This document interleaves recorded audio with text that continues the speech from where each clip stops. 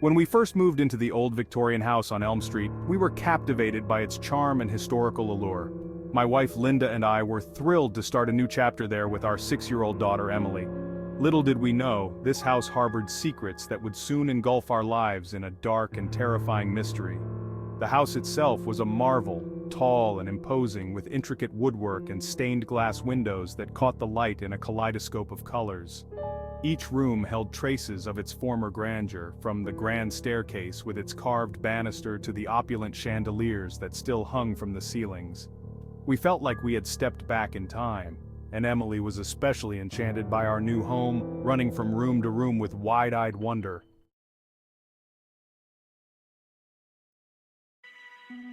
One sunny afternoon, while exploring the attic, Emily stumbled upon a dusty, ornate wooden chest. It was hidden under an old, moth-eaten sheet and surrounded by cobwebs. The chest itself was a work of art, carved with delicate floral patterns and inlaid with mother-of-pearl. Inside, she found a collection of beautifully crafted porcelain dolls. Each one was dressed in intricately detailed Victorian attire, their glass eyes seemingly staring right into your soul. Emily was immediately enchanted by the dolls and begged to keep them. Reluctantly, we agreed, thinking they were harmless relics of the past.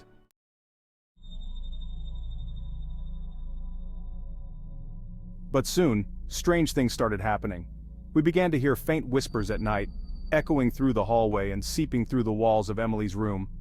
The whispers were soft at first, barely discernible, but they grew louder over time. Linda and I brushed it off as the creaks and groans of an old house settling, but Emily's behavior started to change. She became withdrawn, her once bright and cheerful demeanor replaced by a sullen and distant expression. She talked less and less to us and more to her dolls, who she referred to by names we had never heard before.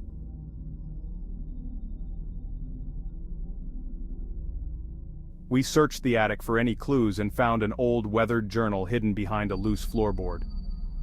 The journal belonged to a woman named Abigail Whitmore, who had lived in the house over a century ago. As we read her entries, a horrifying story unfolded. Abigail had been a reclusive woman, deeply involved in the occult. She had created the dolls as vessels to trap the spirits of children who had died under mysterious circumstances in the town. The dolls were cursed, bound to whisper the secrets and commands of their malevolent mistress. Abigail had eventually met a gruesome end, but her dark magic lingered, awaiting unsuspecting souls to ensnare. The journal detailed Abigail's descent into madness, driven by her obsession with eternal youth and power. She believed that by capturing the souls of innocent children, she could siphon their vitality and extend her own life. The dolls were her twisted creations, each one representing a child she had ensnared. The journal was filled with incantations and rituals, some of which were too disturbing to read in full. We realized that Emily's dolls were not just toys, they were the physical embodiment of Abigail's dark magic.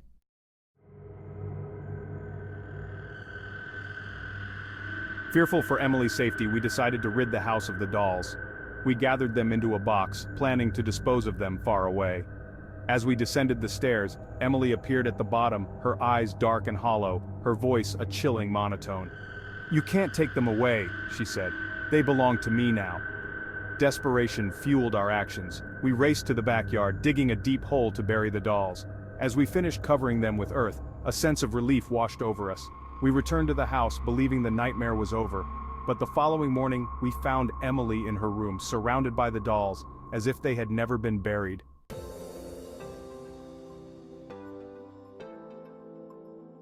In our search for answers, Linda and I visited the town's historical society, hoping to find more about Abigail Whitmore and her dark arts. We met with Mrs. Thompson, an elderly historian who had lived in the town her entire life. She listened to our story with a grave expression and then revealed a crucial piece of information. Abigail was indeed a powerful witch, Mrs. Thompson said, but there was a counter to her dark magic, a family heirloom, a locket that was said to break her spells. It was lost many years ago, but legend has it that it's hidden somewhere in this town.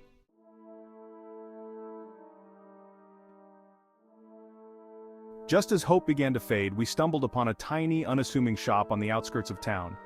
There, hanging on a dusty display, was an intricately designed locket. The locket was a delicate piece made of silver and adorned with a single glistening sapphire at its center. It felt warm to the touch, as if it held a life force of its own.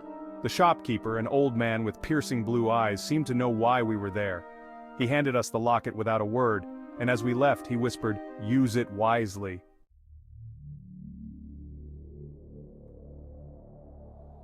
We returned home with the locket, hopeful, yet anxious. Emily's condition had worsened, her connection to the dolls growing stronger by the day.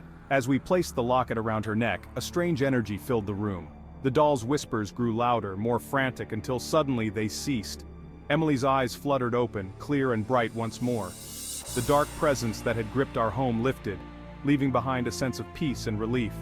The locket had worked, breaking Abigail's curse and freeing our daughter from her sinister influence.